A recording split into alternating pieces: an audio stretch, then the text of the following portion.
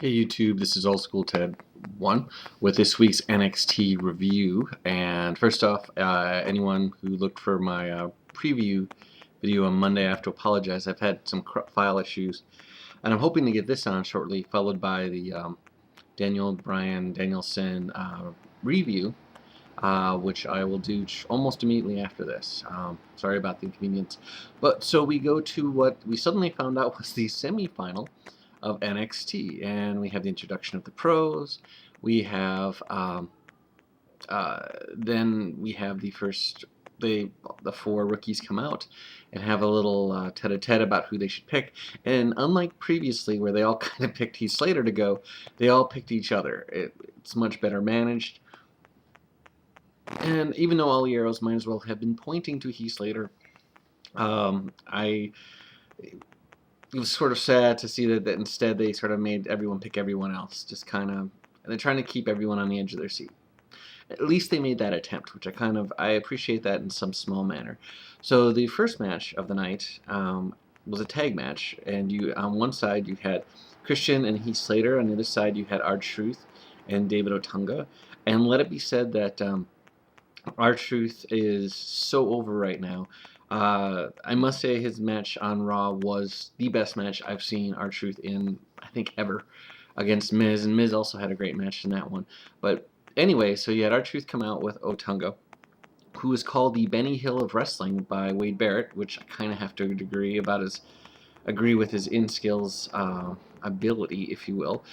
And so the match starts off, and it goes fairly well, and to be fair, Heath Slater looked good. His moves looked really stiff, maybe overly stiff, I'm not sure.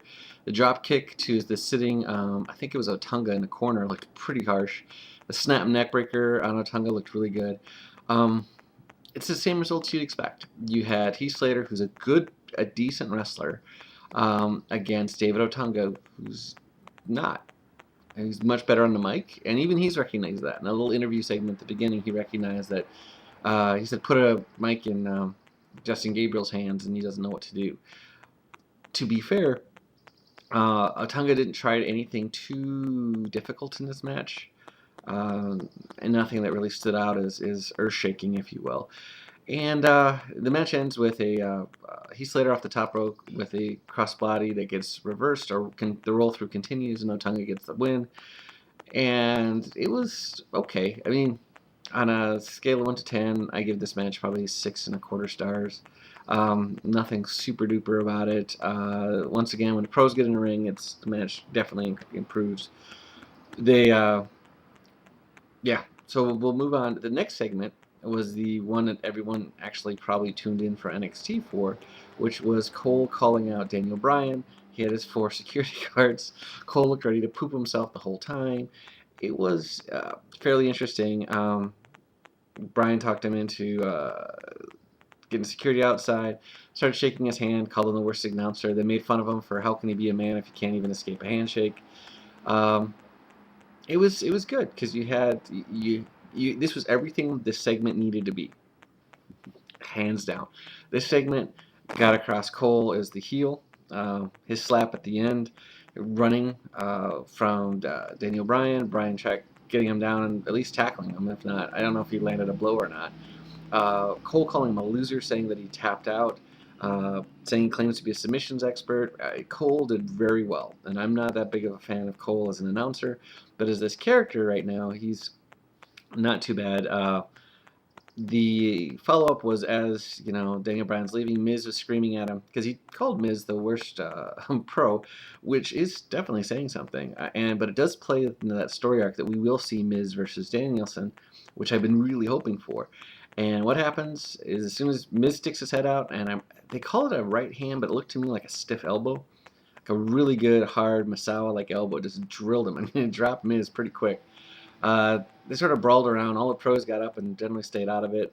Watch Regal. Regal's actually kind of smiling watching this. I rewound it, and I did catch him, not even for a second, but he had sort of a grin on his face like he was enjoying this. I don't normally rate segments, but this was probably 8 and 9 for the segment because it really delivered everything it needed to. The fans really were behind Daniel Bryan, which is I think they were waiting for. Where this will go. Maybe next week at the finale, quote unquote finale, we'll see Daniel Bryan against The Miz. I mean, yes, there's no U.S. belt on the line, but let's be honest. Right now, I'd be happy with that. I'd be very happy to see Miz and Daniel Bryan go toe to toe. Final match of the night was a one-on-one confrontation between Justin Gabriel and Wade Barrett. Both looked good. Justin Gabriel's offense needs a little bit more than springboard moves, spin kicks, and the 450 moonsault. He still needs to get some of that out. Wade Barrett's Wade Barrett. He's got a slingshot and a Billy Robinson style backbreaker that's awesome. In the end, Wade Barrett lost, which kind of put some doubt because the look on Jericho's face was a sort of pinched, scowl look on his face, which is really, really good. It makes you, I mean, Jericho's the best character, and that's kind of he comes across so well right now. Wade Barrett is the getting so much help from having Jericho as his pro. I mean, I don't think they realize how much help they gave Barrett by putting Chris Jericho with him. Leads to the question is, would he have gotten pretty much anyone else over? Yeah. But I think it helps that Barrett does have generally all the tools fairly effectively. He's a big, brawling, big man, which WWE knows what to do with. So we'll see. On a whole, for semifinal of NXT, there was missed chances. Real quick, Striker stepped in for Cole after the whole brawl thing. I think the NXT has missed a lot of chances to really introduce these guys. They may come back again. You may see them later on. If this was kind of like a sampler platter of what the rookies of the future will look like, okay. But in all fairness, they could have done so much more in the ring to introduce us to them, to really do stuff. I mean, they could have done more of a reality side of it. NXT will be what it is, which right now is a somewhat interesting show that lets us see some guys that don't always get the mic time that should on the pro side, and introduce us to some, and sort of advance the Daniel Bryan storyline. More of my thoughts on that later. On a whole, I'd give the show probably a 7.5 out of 10.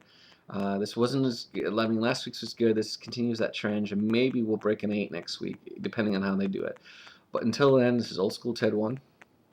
Take it easy.